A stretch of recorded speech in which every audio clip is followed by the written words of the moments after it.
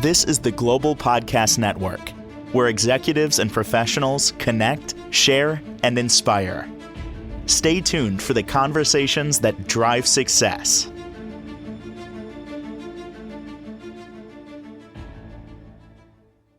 She really is amazing in what she does, harnessing the power of astrology and then blending coaching with it. There are a lot of fantastic coaches out there to move your life forward. And that's all good. But then when you take the knowledge, science, by the way, of astrology and blend it together, you have a better view of what's going on within your life. And she also gives us a look at what's coming our way based on astrological transits. So great to have her back here. Our professional of the year, Nancy Volante, is back on the program. How are you doing today? I'm doing okay. I'm managing, the energy of the last couple of weeks. So, I come on here and I try to be as authentic as I can. So it's been a lot of energy. And I'm of course always happy to be here with you, Steve. So Same. I learned so much. Oh, I learned so much. I just repeat it to other people. I look like I know what I'm talking about. We went through a heavier astrological transit a couple of weeks ago, and we identified that if we were feeling a little off or heavy or reflective, it seems that things are a little bit better or lighter at the moment. And this is just my interpretation of what's around and how things have transpired in my world. Would you say that that's what's happening at the moment? Yeah, I agree with you. And how do I want to put that? I agree with you because I'm going to start off with we're in eclipse season. So that last new moon in Virgo that we talked about really was ushering us into this eclipse season. And eclipse season is in this eclipse season, we have two. So we have a lunar eclipse and we have a solar eclipse. So the lunar eclipse is on the full moon on September 7th. We won't see it on the East Coast because it's early in the morning, but we'll certainly feel it. So, and I love what you said, energy seems a little lighter. And of course, it all depends on your chart, how your planets are speaking to each other. But we talk about this in a general sense because collectively we can feel these things, okay, on different, from 1 to 10, we'll say.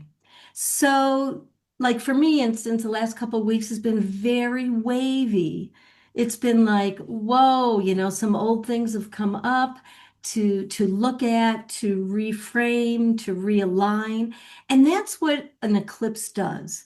So when we go through an eclipse season, I just want to add, in the ancient times, like way back when, they were so afraid of the eclipses because either it would go dark or it would stay light. So when it would go dark, they were like, oh no, the world is ending, right? Yeah, and so, but now we've, because it is science and art and healing and an understanding, we've evolved and we've understood more what eclipses are. And what they are is they bring us on a mindful and conscious path in this window that we have. So that's for personal transformation. The eclipses are also encouraging us to pause, reflect, and align with more of your authentic self. And of course, whatever archetype these eclipses are in is what really drives the energy. So this one is in Pisces. So this lunar eclipse is in Pisces right now, and lunar eclipse is in Pisces on September 7th. So Pisces is about compassion. It's about connecting to your spirituality, to your artistic divinity. How do you use your imagination to channel? And we all do. We all can do that. It's not for a special few. Some people do it professionally. Some people just do it on a day-to-day basis, but it's all beautiful.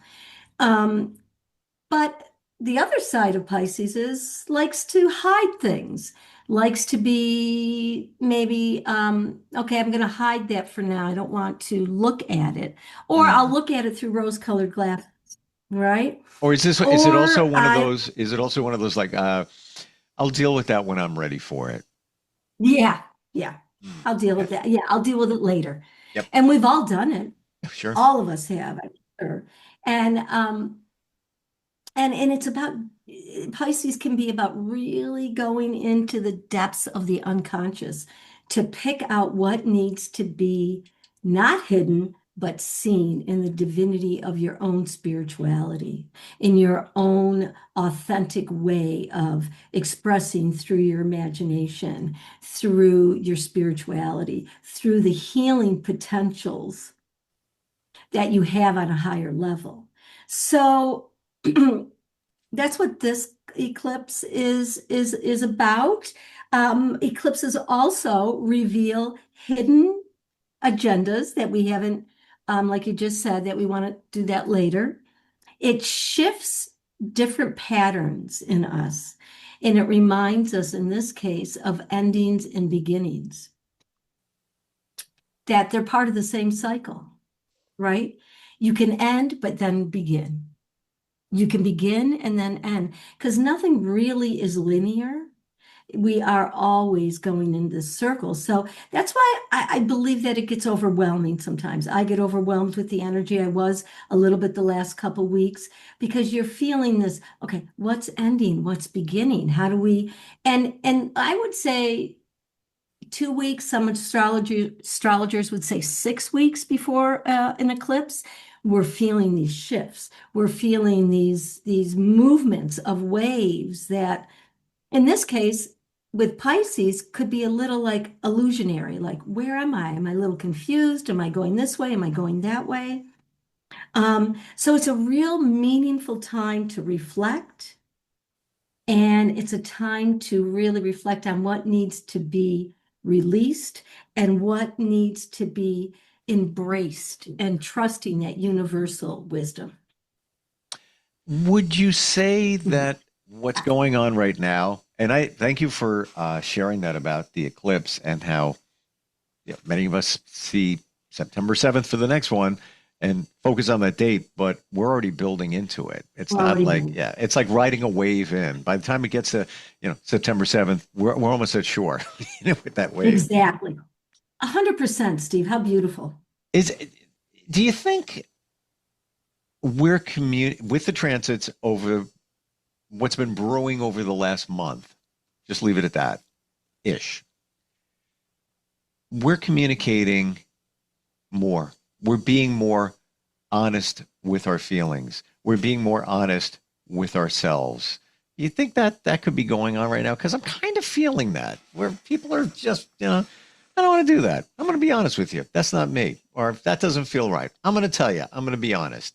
Yeah. Do you feel that that's I going do on? feel that. I do feel that. And the last 2 weeks, as I said, has been challenging for me personally. And you could even see it in the collective energy of our society and where we're going. And now, like today, I feel a little lighter, right?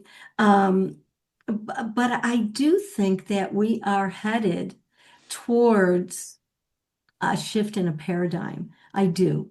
And I think that, it happens slowly and it happens, sometimes it happens, there's things that go on in the outside world that are really, really open our consciousness to like, wow, what is happening? How can I change this? How can we gather as a society or individually to make this happen? And things have been so tumultuous the last few years on many different levels that I think we're starting to like almost maybe, if I can surrender a little bit. And Pisces is about surrendering. And when we do surrender, we get to see, feel, hear glimpses of where we can go. That's a little bit more lighter, a little bit more conscious, a little bit more in line with a higher universal energy, Hmm. particularly your higher self. How can we, use astrology or anything to better connect with ourselves, to really harness the power of us. Is there anything that we can do? Is there any during a transit, different times of the year, be it eclipse or whatever it might be, that we can truly go within and really, really tap into what we got going on? Well, I think, you know what, Steve, every month we have an opportunity to do that. It starts with the small cycles, the moon cycles. We have a new moon every month. We have a full moon every month. And those are opportunities right there. The universe is giving us opportunities Mm. constantly. And we start there. Then maybe it goes a little further to an outer transit and another outer. And now we're at eclipse. So now it's a little bigger, it's a little bit more expanded, it's a little bit more intense. Um, and so I think it is that ripple effect again. And for me, it starts with the personal planets. For me, it starts with the moon. And those cycles of new beginnings on the new moon. What is it that I want to do? What is it that I want to manifest? Into the full moon, what is the illumination of what I need to maybe release or what I need to bring into my life to make what my intention was in the new moon full? So, So it's being conscious of that practice. are you saying, Nancy, that we have a full moon coming and a new moon at some point as well? That September 21st, and that's a solar eclipse. should we put those on our calendar, and when those arrive, be intentional and say, okay, here we are. We have a new moon, or we have a full moon, whatever it might be, and this is what I'm looking to either manifest. This is what I want to change. Um, be it I need to put up borders in my life, boundaries in my life. I'm going hypothetical, people pleaser. I'm always take care. I'm gonna take care of me, and I'm gonna use this period to really cement, use the glue of the moon, if you will, and kind of cement that in terms of the direction I want to move forward. Should we be doing things like that? I mean, I think those are beautiful practices to do, and they're wonderful practices. If you follow an astrologer, if you follow this podcast, for instance, I do an astro mantra every day that tells you where the moon is and gives you a little insight. And so many people are doing that, and so many great people are giving that kind of guidance and energy out. Into the world right now. And I call us, you, they, everybody that wants to do that. We're help bridging that connection back into connecting with self and then connecting again with the micro and the macro. So I think it is a good, however you creatively and intentively want to create a practice around what's happening in the cosmos. I think it's a beautiful practice. I really do. I think it's a beautiful, and it keeps us aligned. It keeps us, we're not always going to be like perfectly aligned. We're going to get thrown off, but that's the dance. Mm.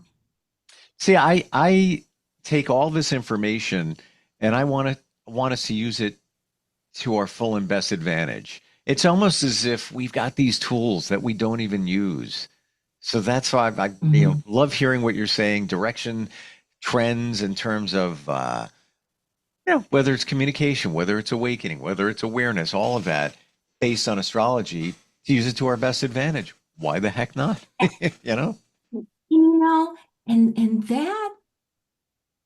that's what I'm thinking and believing and understanding in my process, this new paradigm that we are shifting into.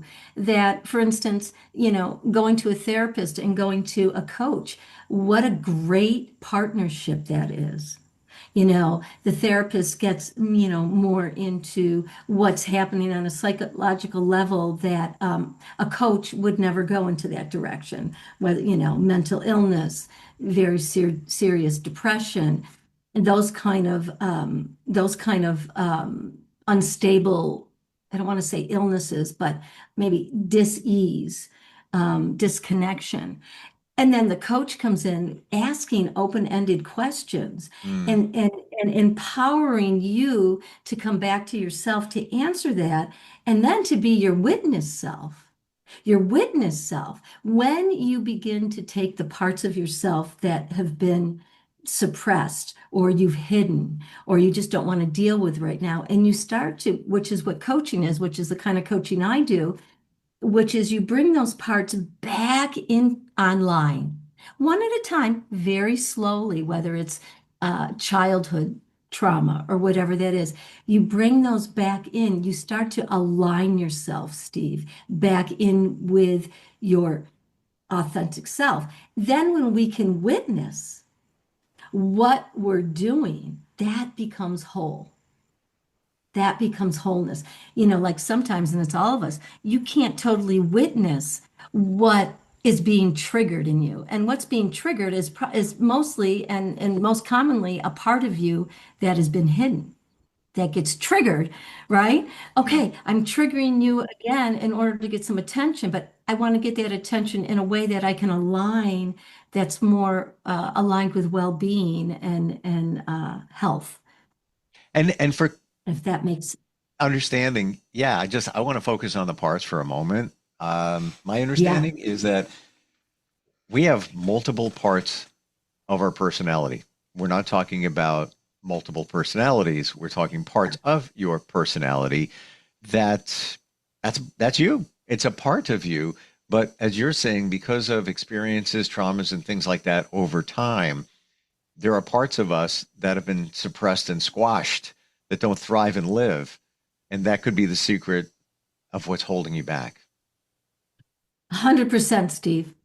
100%. And I'm going to use myself as an example because I can't do this work without doing the work myself. So, I've been doing this work for a long time, not just with other people, first and foremost for myself. Hmm. So, one of the parts for me that was so important, and I kind of knew this, but I just didn't want to deal with it. I just wanted to live my life, was the teenager. So that part of myself, the teenager, what I've come to find out was very wise, and I didn't really listen. So I didn't listen. I didn't listen that she wanted to have a voice, and she really wanted to. Now, when I was a teenager, yes, I was rebellious. I was this, but not in the way that I needed to hear my voice. For me, it was a relationship with a cousin who was very narcissistic. And so I didn't have that voice to say, I'm not doing this, I'm going to be me. So I kind of I kind of suppressed her. Wow. And when I started working with my teacher, um, boy, she came out and she was full force. And it took a few months to really integrate her. But that's what we're talking about. We're talking about integration of the parts of yourself and and the shame sometimes and the grief, and knowing that that's okay because it's part of being human. If we can stay, you need support, right? You need support. You need somebody that's going to allow you to hold that space and hold that space with you so you can get to a place of integration. So to look at that situation, you as a teenager, that's a part of you. And Yeah. because of a cousin and the way a cousin acted around you, or maybe wasn't fully supportive, you suppressed the teenage part of you to a great degree. Yeah, and that was my voice. That was my understanding of who I was then and who I was going to become, right? So with that, I always had, I still became what I wanted to do, but there was always a tug and a pull because it was such a very dysfunctional relationship that she actually wanted to be me. And that made me feel like there's something, oh, well, so she would not make me feel good about myself. So then you think, as any human would, oh, I'm not good enough. I I'm totally understand what you're saying. I am so on your page. Have a cousin, actually two brothers, and you're bringing back memories. And this is going back for me. Oh, I would say it was like 12 years old. at their house. They were very entitled and had everything they ever wanted. So I'll never forget in their basement this incredible sound system, and they had everything they needed and wanted. I did not. I made my own toys, and I'll never forget. I'm going to be transparent here. They were playing "Stairway to Heaven" by Led Zeppelin, and I remember them saying, "You've never heard this song?" Like belittling me. You've never heard? Are you crazy? Oh my God! You're you're lower than we are. Meanwhile, they're about the same age.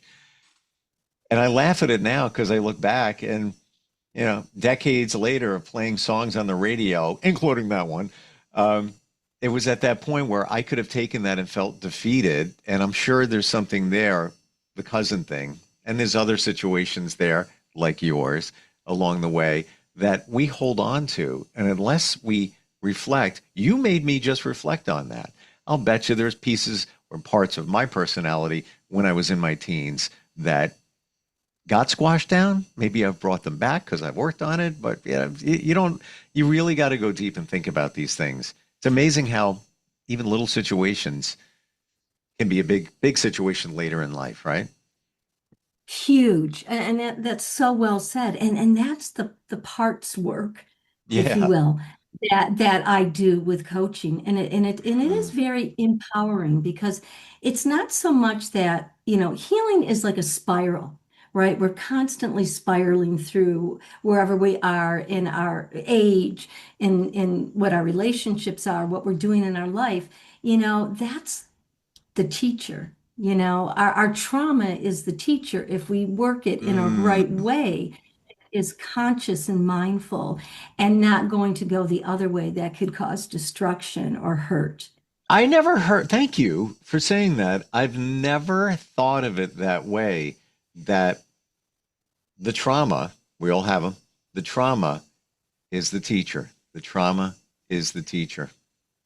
Wow. That's pretty Yeah, amazing when you think about that. Mm. it is. And then you get into the whole thing of, well, this is what I'm working on now, and I've worked on it for a long time. Then you get into the whole thing where the forgiveness part.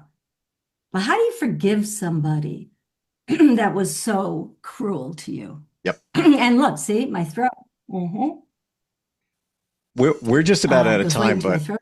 I I know. I thought about this the other day, and can I share a thought? And I want your feelings on it. Yeah. Forgiveness, so important. We don't condone what somebody did, but we need to let it go. Yeah. But when we use the word forgiveness, and myself included, I have trouble with that. It almost Yeah. seems that even though you may not even see that person ever again, they've already moved on, but they hurt you. They did some pretty horrible things. When we say forgive, it has the word give. It almost feels like we're giving them something they already took from you. Give it, forgiving. But when you change the words, the label, and you make it, I'm releasing them, I'm Oh, letting them go, it feels like you're in the driver's seat. And I always struggled with forgiving. Yes, you yeah. should. It's important for you, not them. But when you change the words, it just feels easier. It's just my thought. I had that the other But day. that is so beautiful, Steve. And thank you, because you saw when I said the word forgiveness, I Yes, got like a tick in my throat. I gotcha. And it's so true. But you said such a beautiful thing, and I'm going to take this with me through this eclipse season right now that we're in. I'm releasing them. Yes, It's not that I'm forgetting, like you said, or say, oh, you're free. No, I'm releasing them, and then you become free. yes. That's It's why we do so it. hard. Yeah. But just that And word that's a beautiful thing. forgiving almost has and nothing wrong with it, but it almost has a No, charitable connotation to it where I just forgiving. I don't want to give them anything else. Give it to me after exactly. being done wrong. But when you release, it's just Yeah. like we are back in the driver's seat, or just I'm letting you go. That's it. You be Yeah. gone. And again, back to basics on forgiveness. They never need to know. And as we've said, I believe before, you can even journal it, write it down, then rip it up and release it to the universe. Write them a letter, never send a letter, Yeah. rip it up, whatever. Yeah. But And those are all coaching tools. And sometimes we have to do them over and over again. And in my case, I have to do them over and over again. I'm at a point right now where I'm at the core of this, what we're talking about. And right in the middle of this eclipse, which is about releasing an old story, releasing an old pattern so you can shift. Eclipse season and eclipses are about shifting. They're about eclipsing something that no longer serves. And so our conversation today is so much about it. And we learned a lot today. I mean, the trauma is your teacher. I'm taking that one. I'm running with that one. I'm going to share that one. And I'm taking this one. I'm releasing them. Thank you. Thank you. TheWhisperingSoul.net. That's your website, right? That's right. Yeah. Okay. Yeah. Start the conversation. Radically different coaching that we have lots of tools, astrology that we can use and so much more. A lot of change is coming our way. I'm feeling it. Thank you so much for today, Nancy. Oh my God. Thank you too, Steve. I enjoy this so much. Have a beautiful day. You too. This is the Global Podcast Network, where executives and professionals connect, share, and inspire. Stay tuned for the conversations that drive success.